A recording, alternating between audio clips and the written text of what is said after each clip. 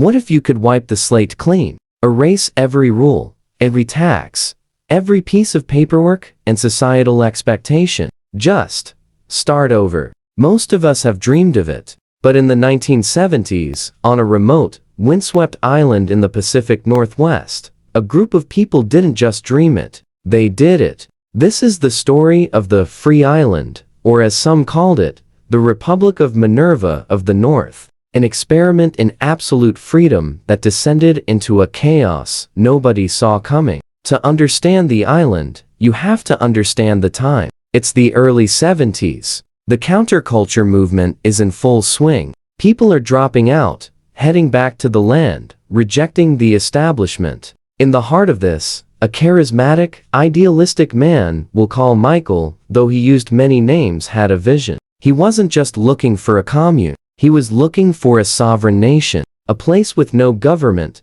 no police, no laws except those the community agreed upon in the moment. He scoured maps and found it, a rugged, privately owned island off the coast of British Columbia, isolated, beautiful, untamed. He gathered a tribe, dreamers, war resistors, poets, survivalists, and just plain escapists. They pooled their money, made a deal with the owner, and sailed to their promised land. At first, it was paradise. They built rustic cabins from driftwood and cedar. They fished, foraged, planted gardens. Meetings were held under a giant fir tree, not with votes, but with consensus. If you had a problem with someone, you talked it out. The only rule was, essentially, do no harm. They felt they had finally cracked the code. They had left the modern world and its laws behind. But the modern world, it turns out, doesn't let go that easily. The first crack was the weather.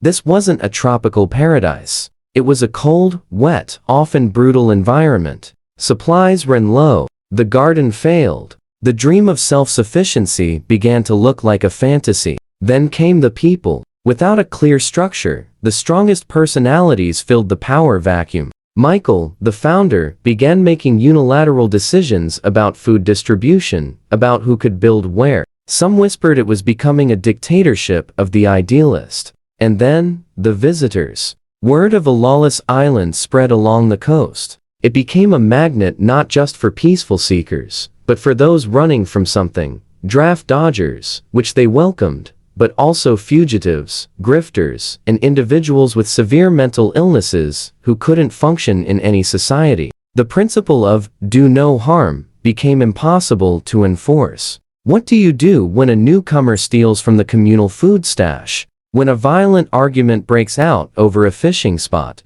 When someone's unregulated structure is a fire hazard to everyone? There was no one to call. No sheriff. No court. Justice became mob justice, or the whim of the strongest.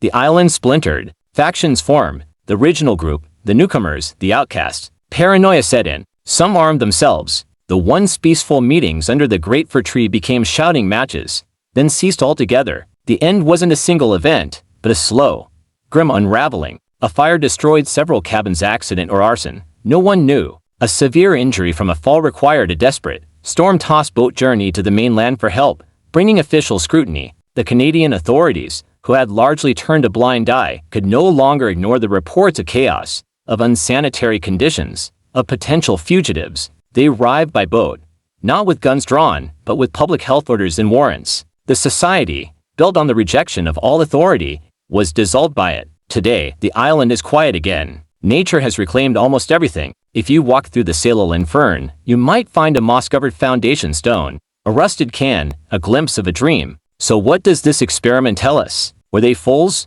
blinded by idealism? Or were they brave pioneers whose only failure was being human? Perhaps both. The secret island society showed us that the opposite of law isn't freedom. It's power, raw, unchecked, and unpredictable. They escaped the rules, but they couldn't escape human nature. Our need for structure, for fairness, for security. Their island became a mirror, reflecting back not utopia, but a microcosm of all the complexities they sought to leave behind. They dreamed of a world without masters, but in the void, they found that the strongest wind, the emptiest stomach, and the most fearsome human ego can become masters all their own. What do you think? Could a society truly function without any laws? Or Or is some form of structure the price we pay for peace? Let us know in the comments below. And if you were fascinated by this real-life experiment, be sure to like, subscribe, and hit the bell for more stories of lost histories.